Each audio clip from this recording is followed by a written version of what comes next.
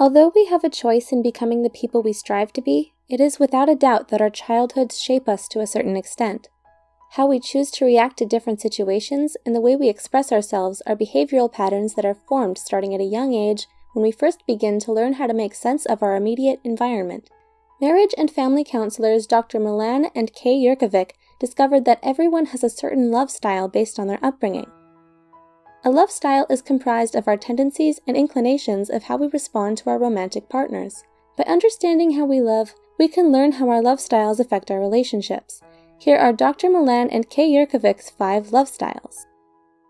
1. The pleaser. The pleaser often grows up in a home with an overly protective or angry and critical parent. As children, pleasers do everything they can to be good and be on their best behavior, so as to not provoke a negative response from their parent. Pleaser children don't receive comfort. Instead, they spend their time and energy giving comfort to their reactive parent. Pleasers are uncomfortable with conflict and deal with disagreements by often giving in or making up for them quickly. They usually have a hard time saying no, and because they want to minimize conflict, they may not be truthful and lie to avoid difficult confrontations. As pleaser children grow into adults, they learn to read the moods of others around them to make sure they can keep everyone happy. However, when pleasers feel stressed or believe that they are continuously letting someone down, they can have a breakdown and flee from relationships. Pleasers often spread themselves thin trying to be everything to everyone when it's not realistic, and instead of forming healthy boundaries for themselves, they focus more on the needs and desires of others. In order for pleasers to cultivate stable relationships, they have to be honest about their own feelings, rather than trying to do what is expected of them. 2. The victim. The victim often grows up in a chaotic home. Victims learn to be compliant in order to survive by putting less attention on themselves so they can stay under the radar. To deal with their angry, violent parents, victim children learn at a very young age to hide and stay quiet. Because being fully present is painful for them, victim children often build an imaginary world in their heads to cope with the dangers they face on a daily basis. Victims have low self-esteem and usually struggle with anxiety and depression. They may end up marrying controllers who mirror the same behaviors as their parents. Victims learn to cope by being adaptable and going with the flow. They are so used to chaos and stressful situations that when they do experience calmness, it actually makes them feel uneasy because they anticipate the next blow-up. In order for victims to cultivate healthy, stable relationships, they have to learn self-love and stand up for themselves when a situation calls for it, instead of letting their partner walk all over them. 3. The controller.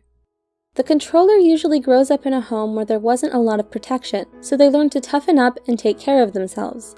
They need to feel in control at all times to prevent the vulnerability they experienced in their childhood from being exposed in their adulthood. People with this love style believe that they're in control when they can avoid experiencing negative feelings of fear, humiliation, and helplessness. Controllers, however, don't associate anger as vulnerability, so they use it as a weapon to remain in power.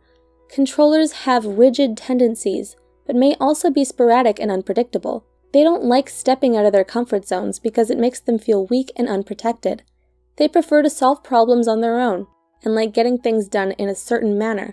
Otherwise, they get angry. In order for controllers to form stable, long-lasting relationships, they need to learn how to let go, trust others, and keep their anger at bay. 4. The vacillator. The vacillator often grows up with an unpredictable parent. As children, vacillators learned that their needs aren't their parents' top priority. Without consistent affection from their parent, vacillators develop a deep fear of abandonment. But when the parent finally feels like giving their time and attention to them, vacillators are usually too angry and tired to receive it. As vacillators enter adulthood, they try to find the consistent love they were deprived of as children.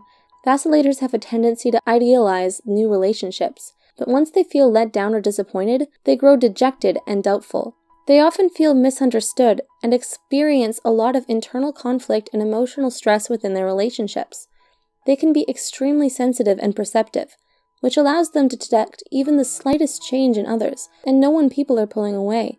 In order for vacillators to cultivate healthy, stable relationships, they need to learn how to pace themselves and get to know someone before committing too soon and getting hurt by their own expectations. 5. The avoider. The avoider often grows up in a less affectionate home that values independence and self-reliance. As children, avoiders learn to take care of themselves starting at a very young age and put their feelings and needs on hold to deal with their anxieties of having little to no comfort from their parents. Avoiders tend to like their space and rely on logic and detachment more than their emotions. They get uncomfortable when people around them experience intense mood swings.